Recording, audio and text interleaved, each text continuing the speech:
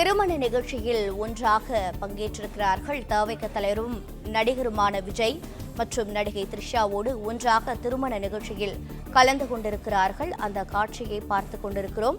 மேலும் விவரங்களை செய்தியாளர் யுவராஜ் இணைப்பில் இருக்கிறார். யுவராஜ், வணக்கம். இந்த திருமண நிகழ்ச்சியில் பங்கேற்றது எவ்வளவு முக்கியத்துவம் வாய்ந்தது? அவர்கள் இருவரும் ஜோடியாக பங்கேற்றது, மேலும் தகவல்களை குறிப்பிடுங்கள். வணக்கம்.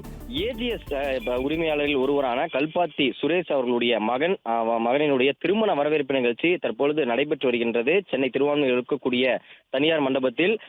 இந்த வரவேற்பு நிகழ்ச்சியில் தமிழக வெற்றி கழகத்தினுடைய தலைவரும் நடிகருமான விஜயும், அதே போன்று இந்திய திரையுலகில் முக்கிய நடிகையாக பார்க்கப்படக்கூடிய த்ரிஷாவும் ஒரே காரில் பயணித்து வந்து இருவரும் பூங்கொத்துகளை வாங்கி கொண்டு மணமக்களுக்கு வாழ்த்துக்களை தெரிவித்திருக்கின்றனர்.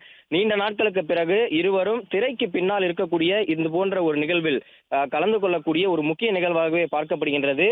காரணம், இதுவரை திரைத்துறையினரில் இருக்கக்கூடிய நட்பு வட்டாரங்களில் உடன் விஜய் பெரிதாக பழகி வராமலே இருந்தார். வழக்கத்துக்கு மாறாக, அதாவது திரைத்துறைக்கு பின்னால் இருக்கக்கூடிய நட்பு வட்டாரங்களுடன் விஜய் பெரிதாக பழகிக் கொள்வது வழக்கமில்லை.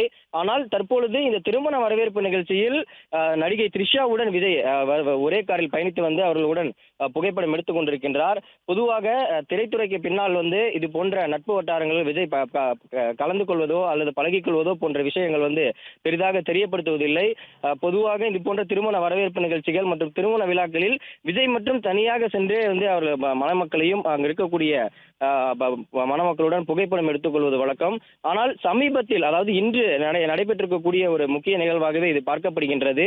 நடிகை த்ரிஷாவுடன் விஜய் இந்த திருமண வரவேற்பு நிகழ்ச்சியில் கலந்து கொண்டு அங்கு இருக்கக்கூடிய மணமக்களை வாழ்த்தி அவர்களுடன் புகைப்படம் எடுத்துக் கொண்டிருக்கின்றார். நடிகை த்ரிஷாவும் விஜயுடனான அந்த புகைப்படங்களை தொடர்ந்து பகிர்ந்து கொண்டு வருவார்.